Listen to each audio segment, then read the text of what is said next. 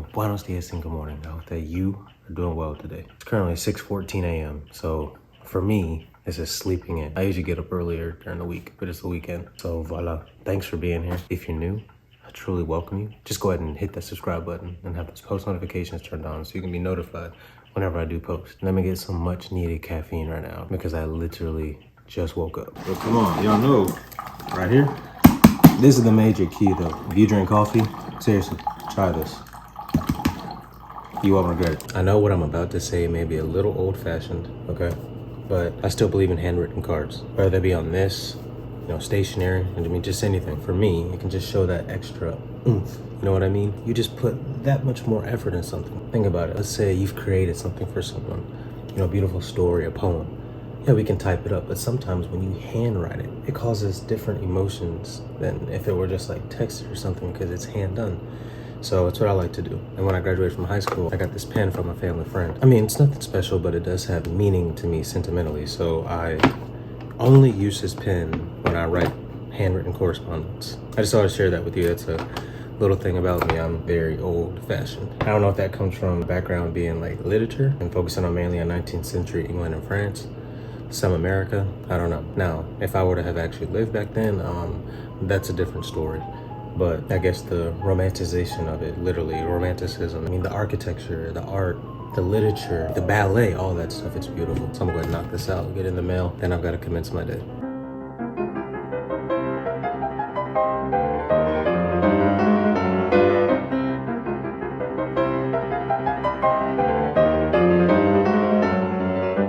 We're literally witnessing the coronation of a new monarch. And guys, I know in the United States, we're not a monarchy by any means. I mean, I know there's something in the Constitution, don't quote me, about rules of being in political positions and titles. I don't know the specifics thereof. But this coronation of His Majesty, King Charles III, this is marking a new era in the British Empire. And whether we want to admit it or not, they really kind of are Mater Nostra. Our country began, well, not even a country. We are a bunch of colonies, again, of that aforementioned empire, the British Empire.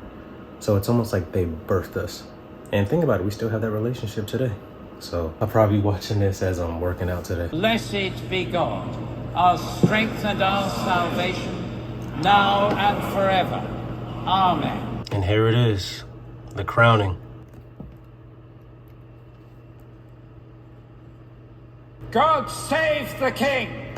God save the King! And y'all, before I work out, we just saw the official coronation. We saw him be crowned. And so there's one thing that I wanted to say. So we know that Christ is King of Kings. Jesus himself said, all power has been given unto me in heaven and earth. Guys, that's everywhere. In the heavens, the entire cosmos, and of course on our planet. Go ye therefore and teach all nations, baptizing them in the name of the Father, the Son, and the Holy Ghost, teaching them to observe all things whatsoever I've commanded you. And lo, I am with you always, even unto the end of the world. Amen. So our Christ, our King, is going to reign forever. But he's King of kings, meaning there's still kings and the like on earth. And as Paul wrote to the church in Rome, let every soul be subject unto the higher powers. For there is no power but of God. The powers that be are ordained of God. Whosoever therefore resisteth the power, resisteth the ordinance of God. And they that resist shall receive to themselves damnation. For rulers are not a terror to good works, but to evil. Wilt thou then not be afraid of the power? Do that which is good, and thou shalt have the praise of the same. For he is a minister of God to thee for good. And if thou do that was evil, be afraid, for he beareth not the sword in vain. For he is the minister of God, revenger to execute wrath upon him that doeth evil. What does that even mean? Isn't that just the King James English version? Bro, let's get to that original. Pasapsuke exousias, uperekusais upatasetho, souls, psuke, or every soul, exousiais, the authority, uperekusais, being above, so the authority being above, upatasete, be not subject, but be kind of understanding, not understanding, but like under. And I won't read the rest because it's just a bunch of Greek. But y'all, this is a new era. Regardless of if we're part of that empire or not, at least here in the United States, like I said, we are connected to them through history. And we pray for the new king, that God's will be done. Because even though he is a king over an empire, he is not the ultimate authority. The ultimate authority is Jesus, the king, the true king. And that's it.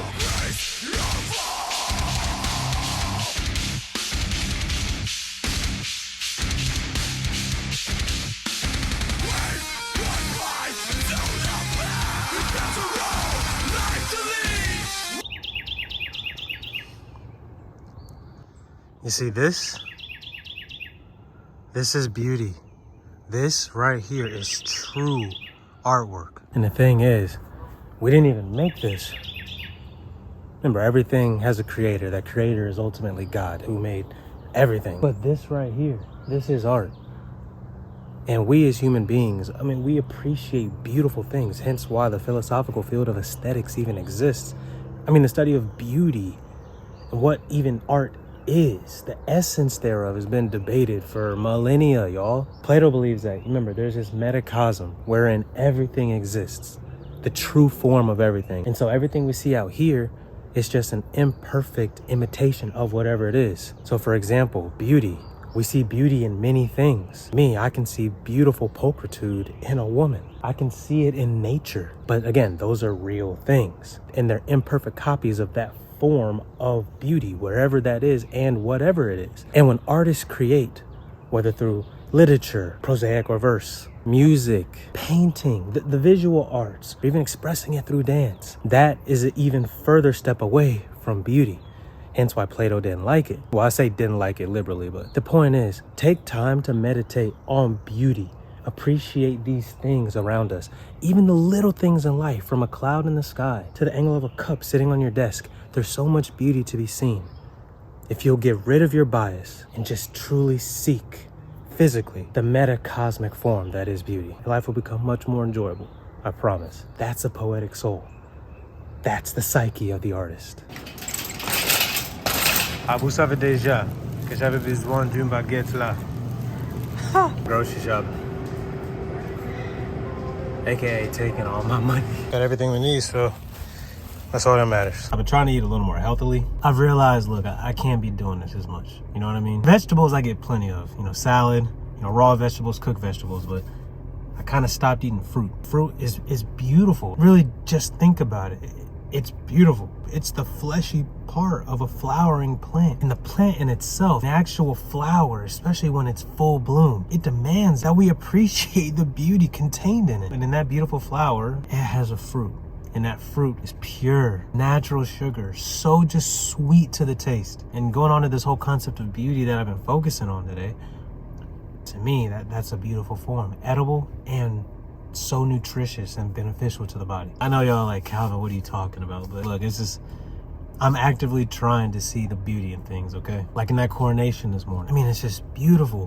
One thing I'll say is, I don't know what happened to our creativity as human beings, but I mean, just look at the architecture of the past. Look at Paris. Look at Europe in general. Look at Asia, specifically Korea, that's where I lived. In the traditional houses, I mean, it's like, what happened to that human creativity? What happened to truly building things to be art? Even living amongst those things, it has an effect psychologically that's beautiful on the soul. Yeah, we look at modern buildings and I'm not saying they're ugly, but it's almost like, to me, what is this? Where's the art? Now, I'm not an architect, nor do I know anything about architecture, but I don't know, what I like to see, what my soul longs for, are like when you see like those European cities just filled with just beauty. Things were so different. This is why I'm always nostalgic, but that's kind of inaccurate to say, because how can I be nostalgic for something that I never even lived? Insanity, maybe?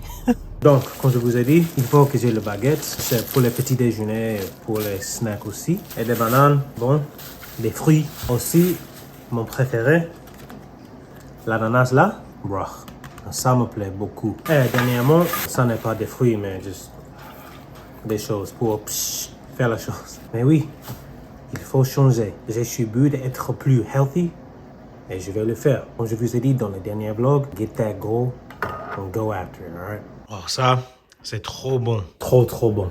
Now that's interesting right here. So, I didn't even know this was going on. They're swearing in right now. Now, this is for the Catholic Church, completely different, but they're literally swearing in new Swiss guards. This is the unit that guards the Vatican. So it's interesting that this happened on the same day as the coronation, but yeah, just thought I'd show you. I don't know if you have any pets, well, specifically dogs, but these things and this too, it's same thing, just not minty. They love this. I mean, my dog loves this. You want some butt? Let me just look at him. All right, man. You be doing the most. Wow. Bro, I'm gonna give it to you. Chill, bro.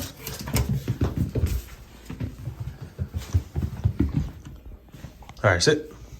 Good boy. Get it. All right. And every time.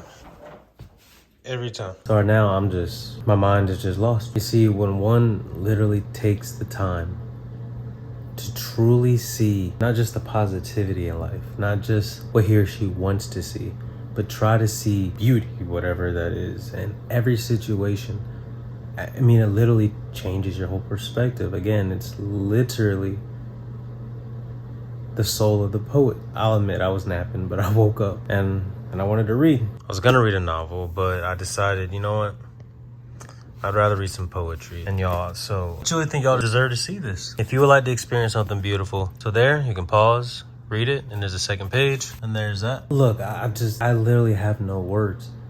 And first of all, without even discussing the poem, I mean, if you read it, how did it make you feel? I mean, truly, it's just beautiful. And to me, that's one of the defining characteristics of pulchritude, of beauty. Beauty, it can't be described. It can be created, though, again, it's just a copy of this metaphysical form. So it's never going to be 100% beautiful, whatever that even means. But beauty does something good to the soul. And the thing is, it's very phenomenological. What's beauty, beautiful, attractive to one person is not the same as another. And beauty can, in a philosophical sense, manifest itself in so many different ways. Again, we can see it in human beings, we can see it in things, we can see it in artwork, which is quite frankly what I consider when those things within the unconscious resting under the view of the ego, down in that id, those entrails, and again, that subconscious that the creator, the poetic soul doesn't mind plunging into, and they face those things of which most are terrified, and they take that and allow it to just vomit out, and that vomit, that proverbial pressure built up, and just that sudden release of the soul is art. And I could go on and on for that. I just try to summarize it in like a couple sentences, but that's beauty. I mean, guys, food. The French created l'art de la cuisine, and food can be beautiful, and we can taste it, and we can sense beauty in so many different ways through all of our senses. Even intellect. I mean, we're rational souls, like I said in the last vlog, so we have the animalistic traits as well as those spiritual traits, intellect and free will. But the point is, when one comes face to face with this beauty, with kalos, to use the ancient Greek word, with beauty itself, you feel something. He or she who's bearing witness there too says that's beautiful. That's what beauty is. I mentioned today I'm really just trying to actively focus on what beauty is. What is aesthetics? Why do we like this stuff psychologically and anthropologically over years? Because humanity, we love beautiful things, and it's like, why? You know what I mean? Even looking at it theologically, And this poem, if you read it, you see it does that, and wow. It's beautiful. I'm telling y'all, poetry just hits different. It's wow. And it's not just poetry though, it's any type of literature. Again, whatever that is. One thing we can say is literature is fiction. It's not real. Like a historical work, a constitution, that's real. Literature is not real. It doesn't have to be based in reality. That's what makes it literature. Whether it be, again, as I said earlier, prosaic or verse. But these things, they have a way of making the intellect appreciate beauty. Because anyone can be filled with lust and desires of the flesh. But to have that mind tickled, literature, philosophy, the things of the higher pleasure, using Stuart Mill's theory, those are the things that will allow you to experience beauty from a point of reason, not just this. But yeah, at the end of the day, I still don't know what beauty is. I just know personally that when I encounter it, I know that it's beauty, but to define it, I don't know. But read that poem if you haven't done it yet. Just go back and hit pause. Give your soul a treat, meaning you, your ego, will appreciate it.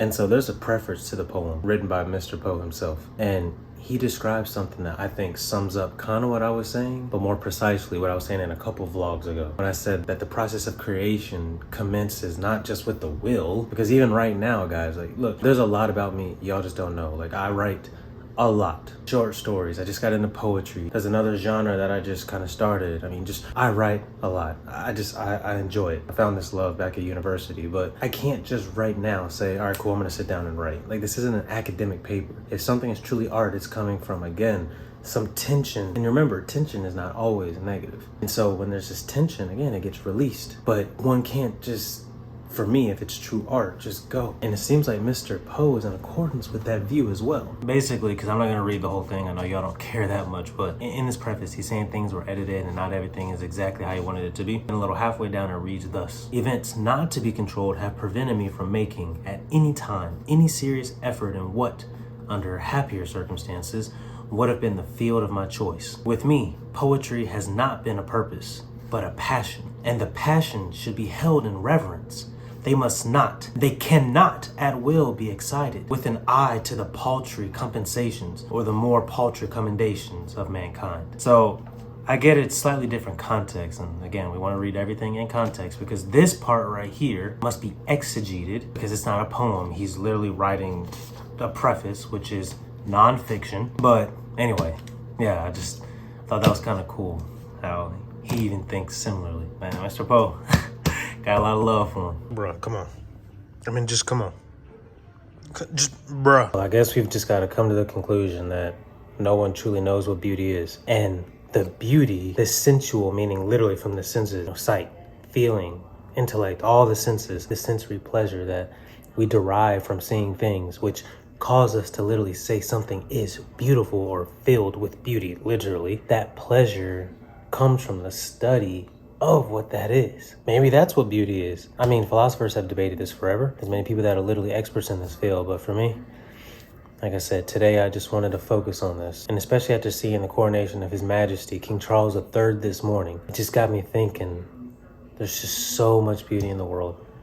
If only we had but time to just contemplate and appreciate it. But even though we do have responsibilities, we can do that. So dedicate your life not only to goals, not only to being humble, for again, God opposes the proud, but He lifts up the humble in His due time, according to His will, but also dedicate your life to the pursuit and study and appreciation of beauty, seeing the world through the eyes of a creative soul. And I promise you, life is gonna be just that much more beautiful, okay? But anyway, I'm gonna go ahead and end the vlog right here. I appreciate you making it this far. If you did, leave a comment. I'd love to hear from you. Shout out to you if you've been here a while, and if you're new, just go ahead and hit that subscribe button, all right? And turn on post notifications so you can be notified whenever I post. Anyway, thanks again. Focus on the appreciation of life for the beauty that it is. A gift from God and God alone. I'll see y'all in the next one. Bye.